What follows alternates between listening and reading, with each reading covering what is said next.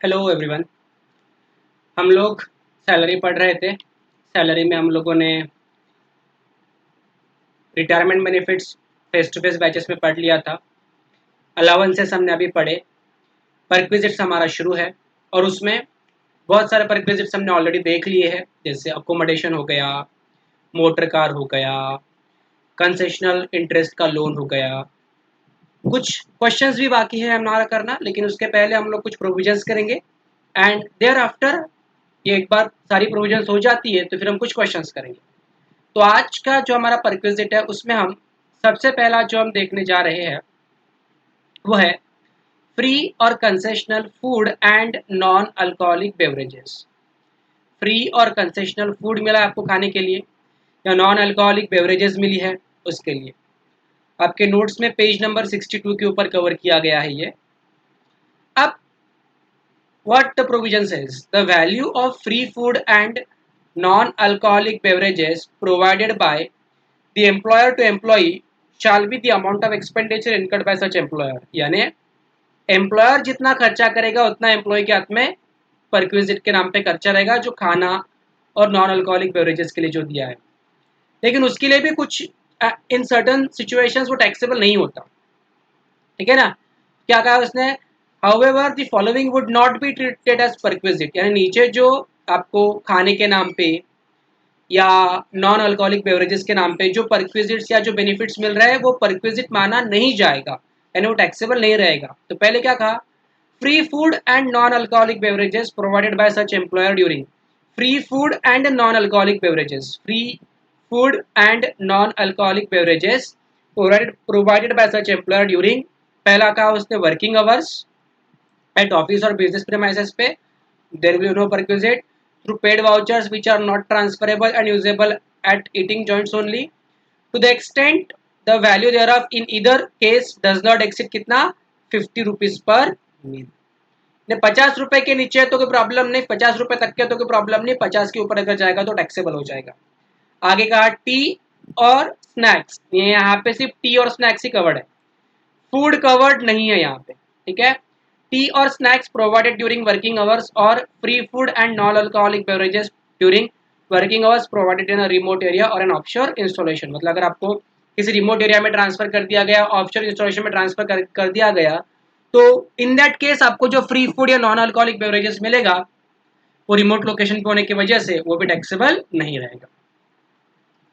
Then comes value of gift voucher और token in lieu of such gift voucher, यानी employer ने आपको gift voucher दिया या कोई टोकन दिया, है ना। एम्प्लॉयर दे रहा है तो वो आएगा सैलरीज में, और आपको अदर देन एम्प्लॉयर दे रहा है तो वो हो जाता है इनकम फ्रॉम अदर सोर्सेज पे। हम सैलरीज के बाद हाउस प्रॉपर्टी पढ़ेंगे, बिजनेस प्रोफेशन पढ़ेंगे, कैपिटल गेन पढ़ेंगे, देन अपना आएगा अदर सोर्स। अगर एम्प्लॉयर एम्प्लॉय को गिफ्ट वाउचर या टोकन दे रहा है तो वो कहाँ पर जाएगा, सैलरीज में। एम्प्लॉयर के अलावा कोई और अगर दे रहा है तो वो कहाँ पर जाएगा, इनकम फ्रॉम अदर सोर्सेज में। तो क्या कहा, वैल्यू ऑफ एनी गिफ्ट और वाउचर और token in lieu of such gift may be received by employee और बाय एनी मेंबर, तो चलेगा। आगे क्या कहा है, however if the value of such gift voucher or token as the case may be is below rupees 5000 in aggregate during the previous year, the value of perquisite shall be taken as nil। below rupees 5000 in aggregate during the previous year का मतलब, मान लेते हैं employer ने आपको दिवाली के समय 2000 रुपए का गिफ्ट दिया, आपके बर्थडे के समय और 2000 रुपए का गिफ्ट दिया, यानी 2000 दिवाली पे दिया, 2000 बर्थडे पे दिया, और आपके एनिवर्सरी पे 500 का गिफ्ट दिया, तो टोटल 2000 प्लस 2000 प्लस 500 तो हो गया 4500। तो ये 5000 के नीचे, इसलिए कुछ भी टैक्सेबल नहीं है। लेकिन वही अगर आपका एम्प्लॉयर आपको गिफ्ट देता है, मान लेते हैं दिवाली पे आपको गिफ्ट दिया 3000 का और आपके बर्थडे पे आपको गिफ्ट दिया 4000 का, तो 3000 और 4000 दोनों मिला के 7000 रुपीज हो गया। और ये बर्थडे और दिवाली दोनों एक ही प्रीवियस ईयर की बात कर रहे हैं, दोनों अलग अलग प्रीवियस ईयर में नहीं है, यानी 1920 तो 1920 में ही दिवाली आई है और 1920 में ही आपका बर्थडे भी आया है। तो 3000 प्लस 4000 हो गया 7000, तो ये 5000 के ऊपर है। अब जैसे ये 5000 के ऊपर जाएगा तो entire 7000 rupees will be taxable, पूरा का पूरा 7000 रुपए विल बी टैक्सेबल।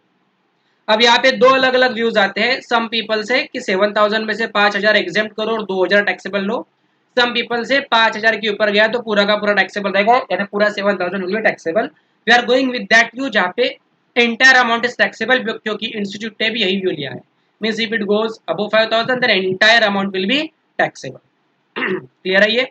तो हमने पहले पढ़ा टी स्नैक्स, अगर वर्किंग आवर्स में टी स्नैक्स देते हैं तो नो परक्विजिट, कोई परक्विजिट नहीं है। अगर आपको रिमोट लोकेशन या ऑफशोर इंस्टॉलेशन में बेचते हैं, वहाँ पे फूड देते हैं या कुछ और देते हैं तो भी नो परक्विजिट।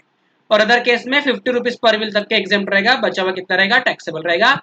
और गिफ्ट पूरे साल भर में अग्रीगेट अगर 5000 रुपीज तक के है in entire year, if it is up to 5000 तो कोई प्रॉब्लम नहीं, लेकिन 5000 के ऊपर जैसे जाएगा तो पूरा अमाउंट, अगर 8000 का तो पूरा 8000 बिल भी टैक्सेबल।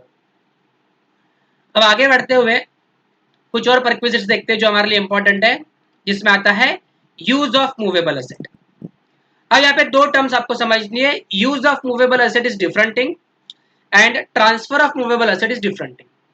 यूज मतलब क्या? एम्प्लॉयर की मूवेबल एसेट एम्प्लॉई यूज कर रहा है, एम्प्लॉयर की मूवेबल एसेट कौन यूज कर रहा है? एम्प्लॉई यूज कर रहा है।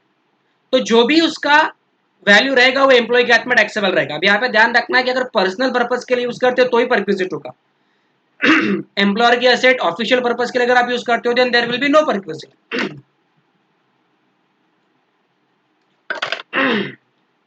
और लेकिन अगर एम्प्लॉयर की एसेट आप अपने पर्सनल पर्पज के लिए यूज करते हो then only there will be perquisite. तो क्या कहा देखो, use of laptops and computers, यानी एम्प्लॉयर का लैपटॉप एंड कंप्यूटर एम्प्लॉय अपने पर्सनल पर्पज के लिए यूज करा तो कोई परक्विजिट नहीं, there will be no perquisite.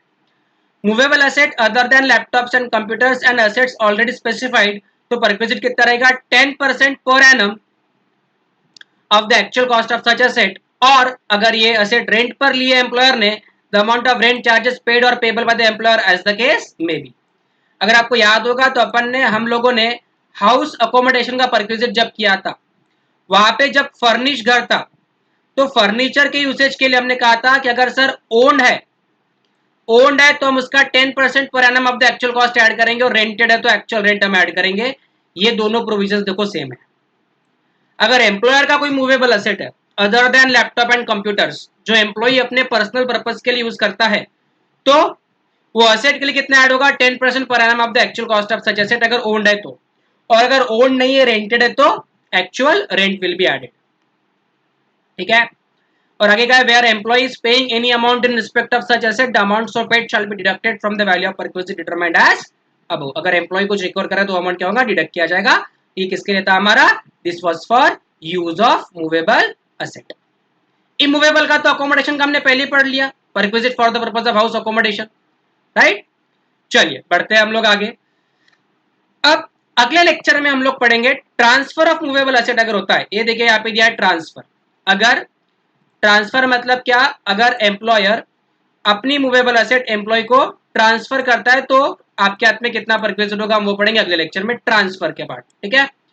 चलिए आज के लिए इतना ही। Thank you.